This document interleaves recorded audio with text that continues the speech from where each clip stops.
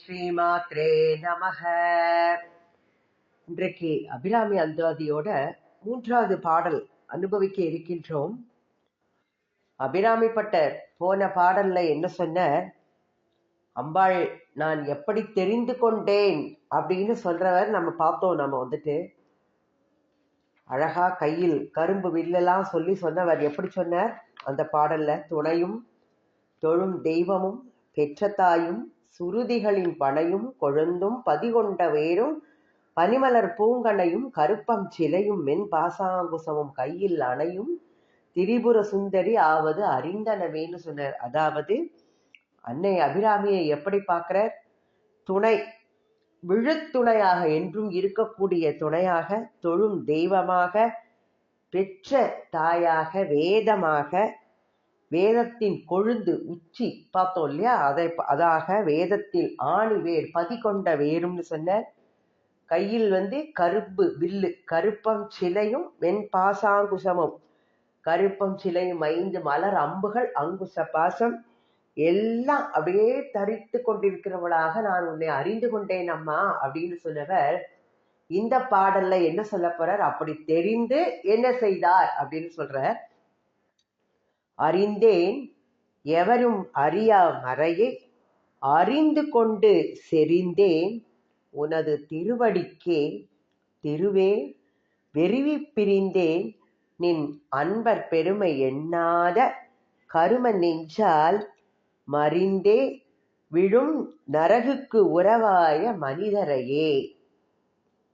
அறிந்தேன் எவரும் அறியா மறையை அறிந்து கொண்டு செறிந்தேன் உனது திருவடிக்கே திருவே வெறுவி பிரிந்தேன் நின் அன்பர் பெருமை எண்ணாத கரும நெஞ்சால் மறிந்தே விழும் நரகுக்கு உறவாய மனிதரையே அப்படின்னு சொல்றார்.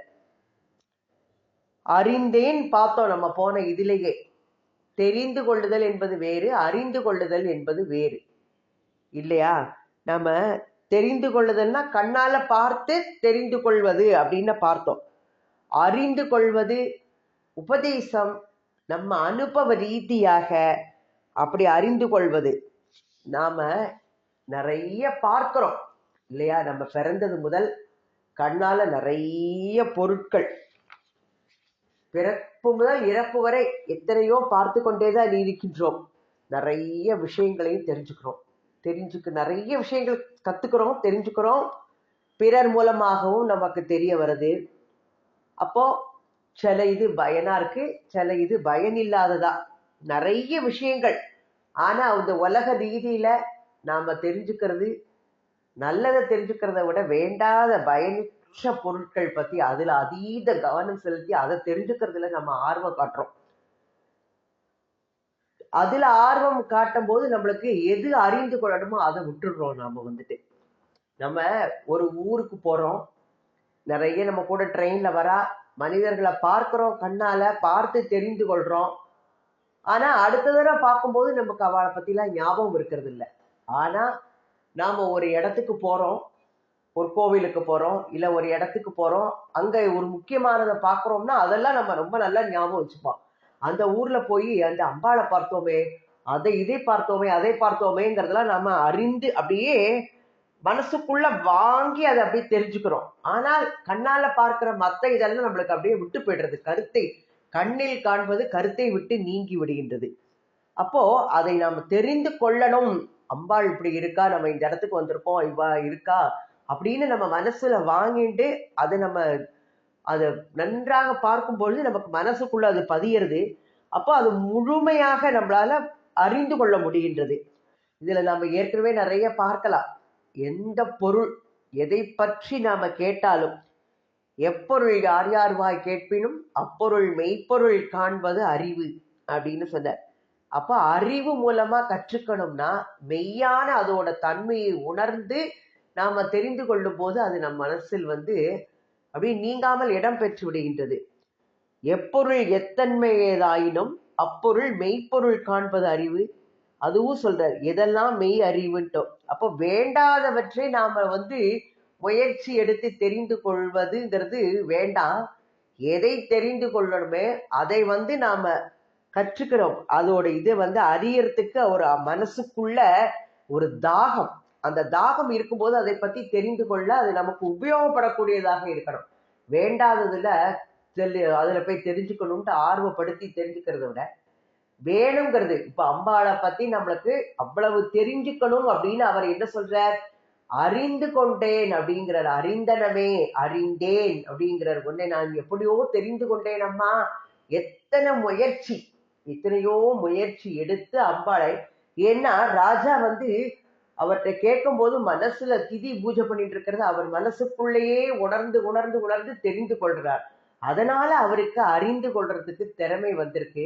அதனால நான் அறிந்தேன் அப்படின்னு சொல்ற, அறிந்தனமேன்ட்டு. அப்போ நாம என்ன பண்ணணும்? கீதையில பகவான் சொல்லியிருக்கார். அர்ஜுனனுக்கு உபதேசம் பண்ணும்போது என்ன சொல்லுவாருன்னா, 6வது அத்தியாயத்துல பார்த்தா தெரிஞ்சிருக்கும். எல்லாம் இந்த உலகத்துல உள்ள பொருட்கள் எல்லாம் நீக்கமற நான் நிறைந்திருக்கேன். அப்போ இந்த உலகத்தில் உள்ள எல்லாவற்றிலும் எவன் என்னை காண்கின்றானோ அவனை விட்டு நான் ஒருபோதும் பிரிவதில்லை அப்படின்னு அவர் சொல்றார். அப்போ ஏன்னா யோமாம் பசியதி சர்வத்திர சர்வம் மயி பசியதி, எந்த இடத்துல என்ன பார்க்கிறானோ அவனை விட்டு தஸ்யாகம் ந பிரணச்யாமி ச சமேன பிரணஸ்யதி, நான் அவனை விட்டு நீங்குவதே இல்லை. அவன் எல்லா பொருட்களிலும் நான் நிறைந்திருப்பதாக காணும் பொழுது அவனுக்கு எல்லாமே நானாகத்தான் தோற்றமளிப்பேன். நம்ம மரத்தை மரமா பார்த்து மாட்டா பார்த்தோம்னா நம்மளுக்கு அப்படிதான் தெரியும். ஆனா எல்லா இடத்திலையும் எல்லா ஜீவர்களிலும் இறைவன் எங்கும் இருக்கின்றான் நீக்கமர. அதனாலதான் பகவான் அம்பாளை இப்ப என்ன சொல்றாரு அபிராமிப்பட்டர்? அறிந்தேன் அறியாமறையை, எவரும் அறியாமறையை. எப்பேற்பட்டது வேதம். மறை அப்படின்னு எதுக்காண்டி அதற்கு பெயர் வைத்திருக்கு? ஒண்ணு வேதம் சொல்றோம் மறைனா, அது ஒரு இதை அறிவதை நம்ம முயற்சி எடுத்துதான் தெரிந்து கொள்ள வேண்டும். அதனால அது மறைத்திருக்கின்றது. அப்போ இறைவனை காண முடியாமல் மறைத்து வைத்திருக்கின்றதுங்கிறதுனால மறைங்கிற பெயர் வந்திருக்கோம். நம்ம நினைச்சுக்கலாம். இப்போ நமக்கு எப்படி அந்த வேதத்தின் மூலமாக, சரி வேதத்தை நன்கு கத்துக்கிறான், ஒரு மனப்பாடம் பண்ணி கத்துட்டுறான்னா அதன் மூலமாக இறைவனை காண முடியுமா? அப்படி முடியாது. அந்த வேதத்தை கற்றுக்கும் போது அதனுடைய பொருளை நன்கு உணர்ந்து குரு மூலமாக உபதேசம் பெற்று அந்த உபதேசத்தின் வாயிலாக எதை கற்கிறோமோ அதை திரும்ப திரும்ப திரும்ப மனனம் செய்து, அதான் நிதித்தியாசனம். அப்படி மற்றவங்களுக்கு எடுத்து சொல்லும் போது அது மனசுக்குள்ள நன்னா பதிஞ்சிரும். கத்துக்கணும், அதையே நினைக்கணும். அதை அடுத்தவர்களுக்கு எடுத்து சொல்லும் போது அதோட பொருள் நமக்கு நல்ல முறையில விளங்கிடும். அப்ப அதுதான், படிப்பது மட்டுமே போராது, படித்து அதனுடைய பொருள் உணர்ந்து அதன்படி இருக்கும் போதுதான் நமக்கு தெரிந்து கொண்டதாக ஆகும். படித்ததனால் மட்டும். ஏன்னா சொல்லுவா, ஒரு பேப்பர்ல என்ன போட்டிருக்கோம், பஞ்சாங்கத்துல இன்னைக்கு மழை வரும்னு போட்டிருப்பா. அந்த பேப்பரை கசக்கினா மழை வருமா? வராது. அப்போ அது எந்த இதனால போட்டிருக்கு, அது எதனால அவ அப்படி எழுதியிருக்கா அப்படிங்கறதெல்லாம் நம்ம ஆராய்ச்சி பார்த்து அதை நல்லா தெரிந்து கொள்ளும் போதுதான். அதான் சொல்றாரு, நகி நகி ரட்சதி டுக்ரும் கரணே. எந்த டுக்ருங்கிற அந்த இலக்கணத்தை படிச்சாலும் உன்னை அதை காப்பாத்தாது. நீ அதோட இதே பொருளை உணர்ந்து அவரை முழுமையாக நீ அறிந்து கொள்ளும் போதுதான் அது உனக்கு உபயோகமாக இருக்கும். அப்போ ஏன்னா இதுல நிறைய உபயோகத்துக்கு சொல்லலாம். யாருக்கு ஒரு பொருள் உபயோகமா இருக்கோ அது அவ கையில கொடுத்தா அவ அதை நல்ல முறையில உபயோகப்படுத்துவா. தேவையில்லாதவாளுக்கு அதை போய் கொண்டு கொடுத்தா அவ வாங்கி எடுத்து அப்படியே போட்டுடுவா. அதோட உபயோகமே இருக்காது. நல்ல ஒரு பேனா இருக்கு, இதை உபயோகப்படுத்துறவனுக்கு கொடுத்தோம்னா அவன் அதை வச்சு எழுதி நிறைய இது பண்ணுவான். இன்னைக்கு நினைச்சிட்டு இருப்பா, அவ பேனா கொடுத்தா அதை வச்சு உபயோகப்படுத்துவா. ஒரு குழந்தை கையில ஒரு நல்ல பேனா, விலை உயர்ந்த பேனா கொடுத்தா அது கிழிச்சிடும், குத்தி தரையில குத்தும். அதுக்கு பேனாங்கிறது அதெல்லாம் தெரியாது. அப்போ யாருக்கு எதை கொடுத்தால் எது இதாகும், அத மாதிரி நன்கு தெரிந்து கொண்டவனுக்குத்தான் இது சித்திக்குங்கிற. அதான் எவரும் அறியாமறையை அறிந்து கொண்டேன், பெரிய முயற்சி எடுத்திருக்க. அப்போ எவராலும் பார்க்க முடியாமல் இருக்கின்ற மறைந்துள்ள உன்னை நான் எப்படி உன்னை அறிந்து கொண்டேன் அப்படிங்கிறத அறிந்தேன், எவரும் அறியா மறையை அப்படின்னு சொல்றார். அடுத்தாப்புல என்ன சொல்றார்? தெரிந்து கொண்டா மட்டும் போருமா? அப்போ அறிந்து கொண்டு செறிந்தேன் உனது திருவடிக்கே. அடுத்தாப்புல சொல்றார், தெரிந்தால் மட்டும் போருமா? காணாது. அப்ப அதை எப்படி உபயோகப்படுத்தணும் இல்லையா? அறிந்து கொண்டதை எப்படி உபயோகப்படுத்தணும் அப்படின்னா இல்லாட்டக்க பயனற்று போய்விடும். நம்ம ஒரு சாப்பாடு தயாரிக்கிறோம், அது எதற்கு? சாப்பிடுவதற்காகத்தான். அது பசியை நீக்கும், அது நம்மளுக்கு உடம்புல சக்தியை கொடுக்கும். அப்போ உணவு தயாரிப்பதுங்கிறது உண்பதற்கு தான். இப்போ கல்வி நம்ம கற்கிறோம், அதனால நம்ம என்னத்தை இது பண்ணணும்?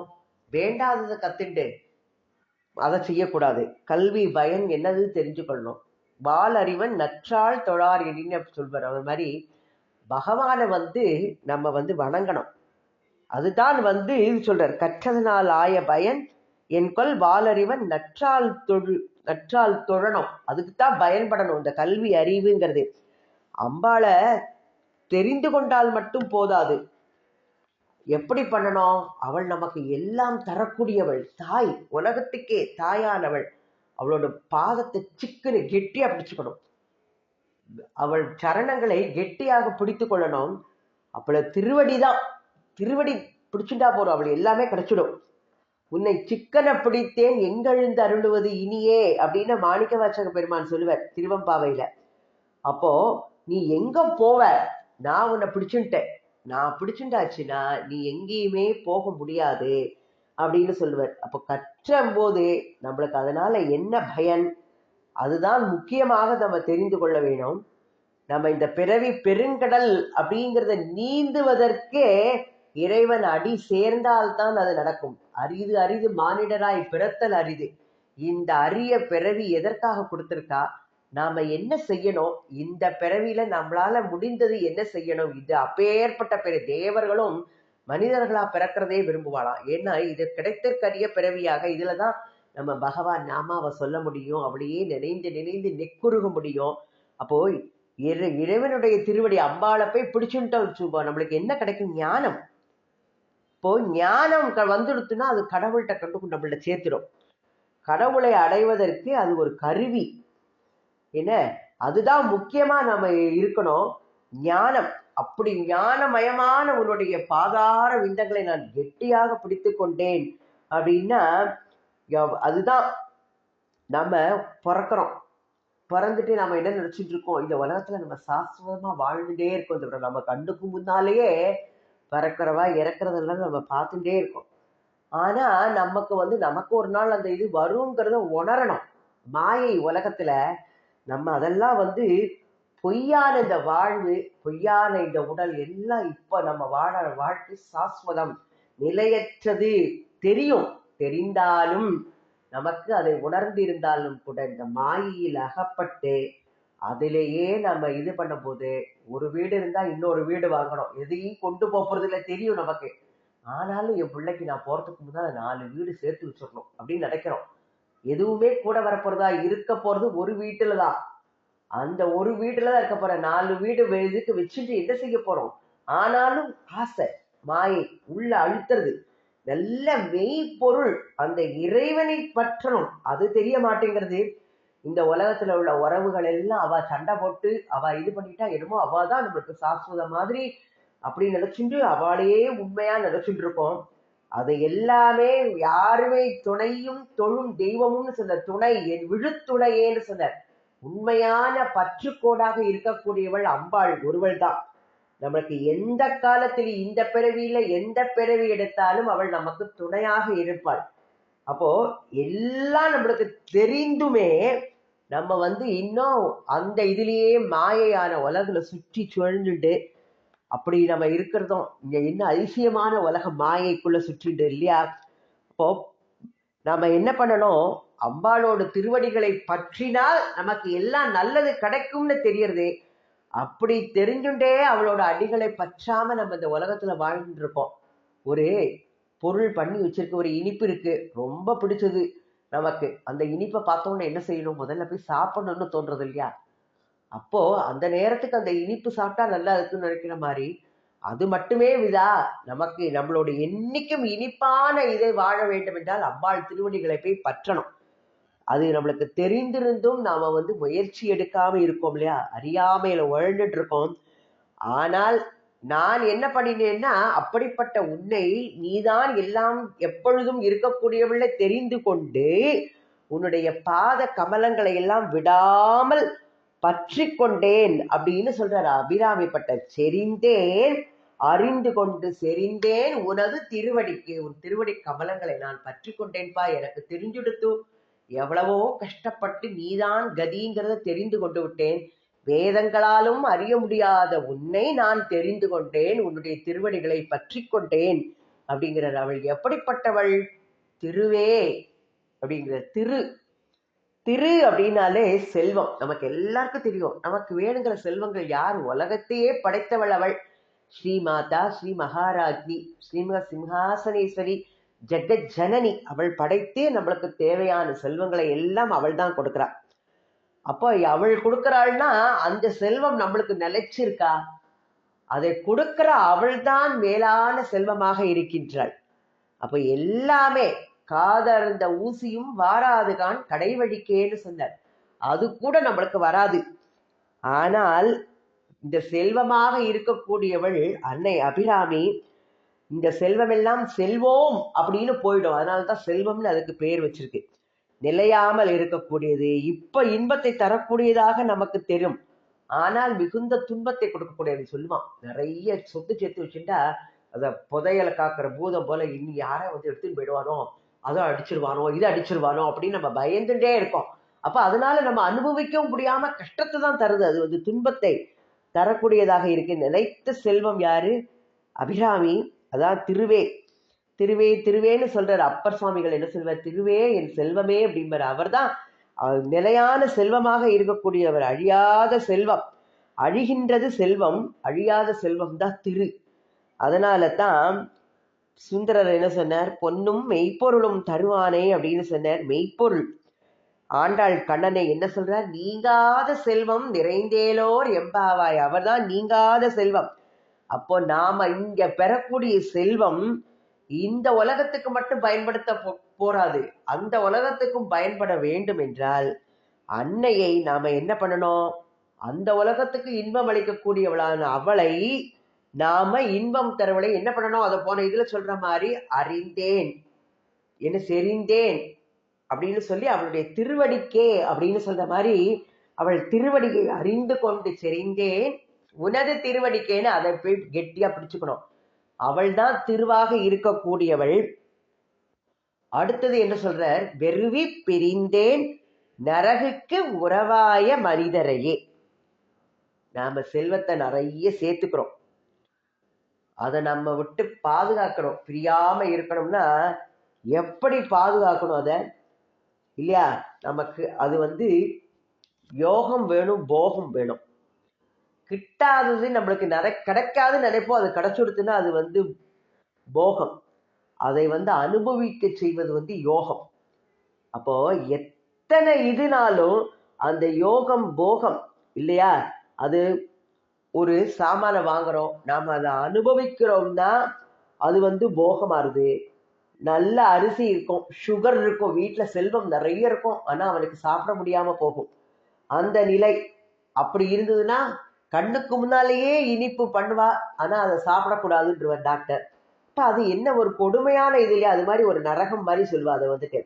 அதனால ஒன்றிய போகமும் யோகமும் ஒத்தார் அப்படின்னா ரெண்டும் வாய்க்கணும். யோகம் இருக்கணும், போகமும். ஒரு போகம் மட்டும் இருந்தா போறாது, அதை அனுபவிக்கிறதுக்கு யோகமும் இருக்கணும். அப்போ ஒரு குருட்ட போய் நாம ஒரு இதை கத்துக்கிறோம், ஞானத்தை கொடுக்கக்கூடியது.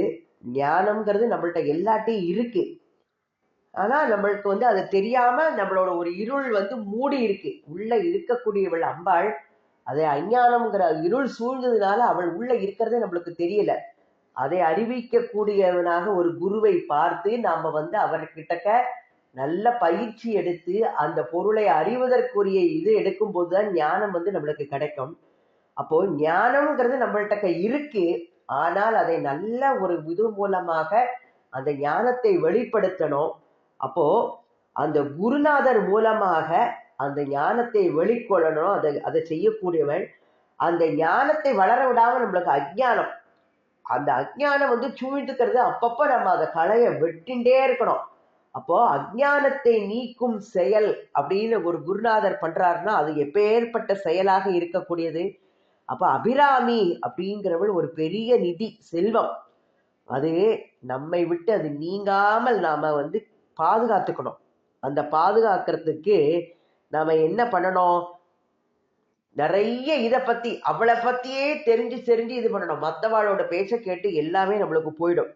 இந்த பந்துக்கள் எல்லாம் என்ன பண்ணுவா? ஆத்ம பந்து இருக்கணும், இல்லட்டாக்க தேக பந்து. நமக்கு வேணுங்கிறது என்னது வேணும்? ஆத்ம பந்துக்கள் தான்.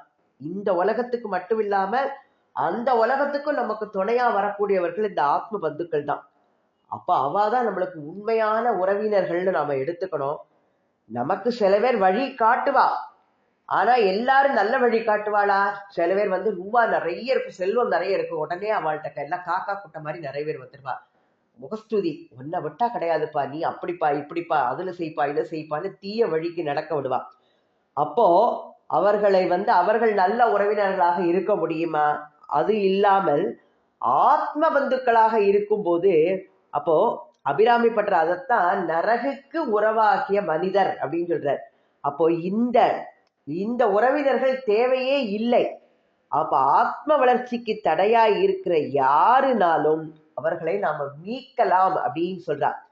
அப்படி துறந்தவர்களுக்குத்தான் இறைவனோட காட்சிங்கிறது கிடைக்கும் அப்படிங்கிற. வேண்டாத திசையில நம்மளை திருப்பி விடுறதுக்கு நிறைய பேர் இருப்பா. பிரகலாதன் என்ன சொன்ன?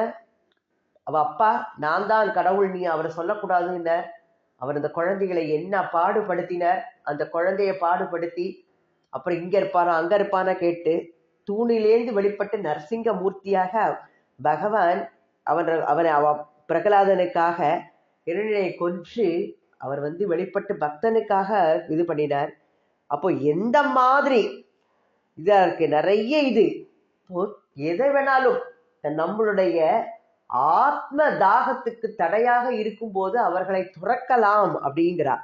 ஏன்னா விசார சர்மர்ன சண்டிகேஸ்வரர் அவர் சிவ அபிஷேகம் பண்ணவர். அவ அப்பா எச்சதத்தன் அதை எட்டி உதைக்கிறார். அப்ப சண்டிகேஸ்வரர் என்ன பண்றார்? அவர் காலையே வெட்டிடுறார்.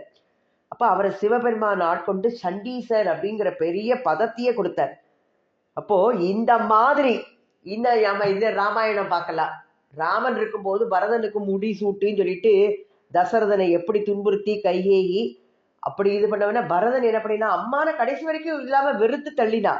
அப்போ எத்தனை பேர் என்ன இதுக்குனாலும் தன்னுடைய பரதன் என்ன சொன்னா, மூத்த சகோதரன் தந்தைக்கு சமானமானவன் அப்படின்னு சொல்லி பரதனுக்கு ஒரு பெரிய புகழே கிடைச்சது. அப்போ தந்தைக்கு ஈடு அப்படின்னு பார்க்க அண்ணன், அந்த அண்ணன் எப்படிப்பட்டவனாக இருக்கிறான் அப்படின்னு சொல்லிட்டுலாம் காமிச்ச நிறைய உதாரணங்கள்லாம் நம்ம நிறைய பார்க்கலாம். இத மாதிரி நம்ம வரும்போது இந்த நமக்கு தடையாக இருக்கிற அந்த உறவுகளை விட்டு துறக்கலாம். அதுதான் இவர் சொல்ற அபிராமி பட்டர் நரகுக்கு உறவாகிய மனிதர் அப்படின்னு சொல்லி முடிக்கிறார். அவர் வெறுவி பிரிந்தே நரகுக்கு உறவாய மனிதரையே அப்படிங்கிறார். தீயவர்களை சேர்ந்தால் தீய பழக்கங்கள் தான் வரும். அதனால தீயாரை காண்பதும் தீது, தீ தொட்டால் தான் துன்பம் தரும். ஆனால் தீயை விட கொடியவர்கள் தீயவர்கள்னு சொல்ற. அந்த தீயவர்களை பார்த்தாலே நமக்கு கஷ்டம் வந்துடும் அப்படின்னு சொல்ற. எப்படி அதெல்லாம் நரகுக்கு உறவாய மனிதரையே நான் விட்டு நீங்கினேன், எனக்கு அதனால அவர்கள் வேண்டாங்கிற. அதனாலதான் அவர் அப்படியே கோவில் அப்படி கண்ணை மூடி இது பண்ணிட்டு இருக்கும் போது அவரை எல்லாரும் ஏதோ துர்தேவதையை வணங்குறா, ஏதோ கெட்டதெல்லாம் பண்றா, அவர் பித்தன் பேயன் பைத்தியக்காரெல்லாம் சொன்னார். அவர் அந்த உறவே தேவையில்லைன்னு ஒதுங்கி போயிட்டார். அதனால நம்மளுக்கு யார் உயர தடையா இருக்கிறார்களோ அவர்கள் எல்லாமே நரகுக்கு உறவாய மனிதர் அப்படின்னு சொல்றார் அவர் அப்போ நின் அன்பர் பெருமை எண்ணாத கரும நெஞ்சால் அடுத்த வார்த்தை சொல்ற. ஏன்னா நன்மைகள் செய்யறாருன்னா அவர்களை நம்ம இகழக்கூடாது இல்லையா? நமக்கு நல்லவர்களை போற்றாவிட்டாலும் பரவாயில்லை, தூற்றாமல் நம்ம இருக்கணும். அப்ப அன்பர் பெருமை எண்ணாத கரும நெஞ்சால் அப்படின்னு ஏன் சொல்றதுன்னா, அடியார்களை இகழ்வது கொடிய நரகத்தை கொடுக்கக்கூடியதாக இருக்கின்றது அப்படின்னு சொல்ற. ஏன்னா ஈசன் அடியார் இதயம் கலங்கிடில் தேசமும் நாடும் சிறப்பும் அழிந்திடும், வாசவன் பீடமும் மாமன்னர் பீடமும் நாசம் அதாகுமே நம் தந்தி ஆணையே அப்படின்னு திருமந்திரத்துல திருமூலர் சொல்ற. அப்போ எந்த இதுல அவர் என்ன சொல்றார், நாரதர்கிட்ட நாராயணர் கூட சொல்லும் போது, வைகுண்டத்திலோ யோகிகளோ மனதிலும் பக்தன் உரி அழிக்கும் போது அவர்களுடைய அவர் சொல்லுவர் வந்துட்டு, வைகுண்டம் தன்னிலோ வாசம் இல்லை, என் பாத பக்தர்கள் வாழும் இடம் என்றுமே என் திருக்கோவிலாகும் அப்படிம்பார். அப்போ யோகிகள் மனமோ இல்ல வைகுந்தமோ அவரோட வாசம் இல்லை, பக்தன் எங்க உருகி அழைக்கிறானோ அவனுடைய பாதத்தூளில நான் இருக்கேன்னு பகவான் நாராயணன் சொல்ற மாதிரி, நான் ஹம் வசாமி வைகுண்டே ந யோகி ஹிருதயேரம் மத் பக்தா எத்திர காயந்தி தத்ர திஷ்டாமி நாரதக அப்படின்னு அவர் சொல்றார். அந்த மாதிரி நாராயணரே சொல்லும் போது, அடியார் உறவும் அரண் பூசை நேயமும் அன்புமன்றி படிமீதில் வேறு பயனுள்ளதோ அப்படின்னு பட்டினத்தார் சொல்றதா சொல்றார்.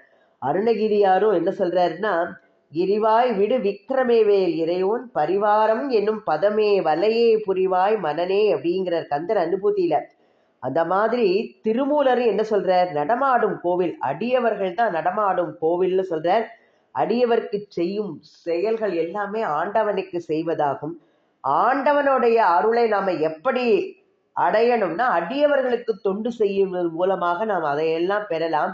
இப்படி பெருமை பெற்ற அடியவர்களோட பெருமைகள் அதை பற்றி உணராதவர்கள் நெஞ்சம் என்ன சொல்றார், கரும நெஞ்சம் அப்படிங்கிற.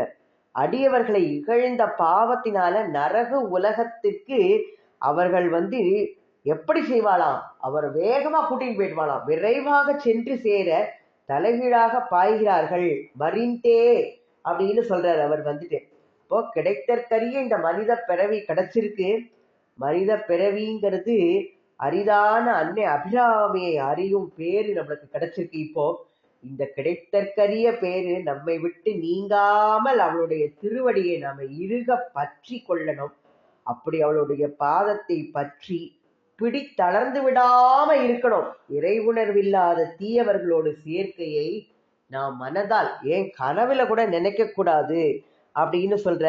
ஆதிசங்கரர் கூட விவேக சூடாமணியில சொல்லியிருக்க, ஜந்தூனாம் நரஜன்ம துர்லபக மதக பும்ஸ்தம் ததோ விப்ரதா தஸ்மாத் வைதிக தர்ம மார்க்க பிரதா வித்வத் மாத்பரம் ஆத்மானாத்ம விவேச்சனம் சனிபவோ பிரம்மாத்மனா சம்ஸ்திதீர் முக்தீர்னோ சதகோடி ஜன்ம சுக்ருத்தைகி புண்ணியர் வினா லப்யதேன்னு விவேக சூடாமணியில். அதாவது நாம என்ன பண்ணணும், நமக்கு கெட்டதை தரக்கூடிய தீயவர்களை கண்ணாலும் பார்க்காதே, தீயது மிக கொடியது, அவர்கள்தான் அவர் கரும நெஞ்சால் நின் அன்பர் பெருமை எண்ணாத கரும நெஞ்சால் மறிந்தேன் விழு நரகுக்கு உறவாய அப்படின்னு சொல்றார். அப்படிப்பட்டவர்கள் இவர்களை பார்த்தாலே விலகிடும், துஷ்டர்களை கண்டால் தூர விலகுன்னு சொல்லிடுவா. அந்த துஷ்டர்களை அதனால்தான் கண்ணால கூட பார்க்க கூடாதுன்னு சொல்றது. அது மிகவும் தீயது தரக்கூடியது. அவர்கள் எப்படியாவது நம்மள ஒரு வலைக்கு இழுத்துட்டு போய் மற்றதை பத்தி இகழ வச்சு வேண்டாதெல்லாம் சொல்லி கொடுத்துடுவா. அதனால தான் கரும நெஞ்சால் நீ அன்பர் பெருமை எண்ணாத கரும நெஞ்சால் மறிந்தேன் விழு நரகுக்கு உறவாய துணைகையே அப்படின்னு சொல்றார் அவர் அப்ப ஏற்பட்ட பெருமை வாய்ந்த அபிராமியோட பாதங்களை நாம கெட்டியா பிடிச்சிருந்து எல்லாத்தையுமே நாம அவள்தான் கதி அப்படின்னு பாதமே கதின்னு கடக்கணும். நம்மளுக்கு எல்லாமே நல்லது நடக்கும் அப்படின்னு சொல்லியிருக்கார் இந்த பாடல் மூலமாக. ஸ்ரீ அபிராமி அன்னைக்கு ஜெய்.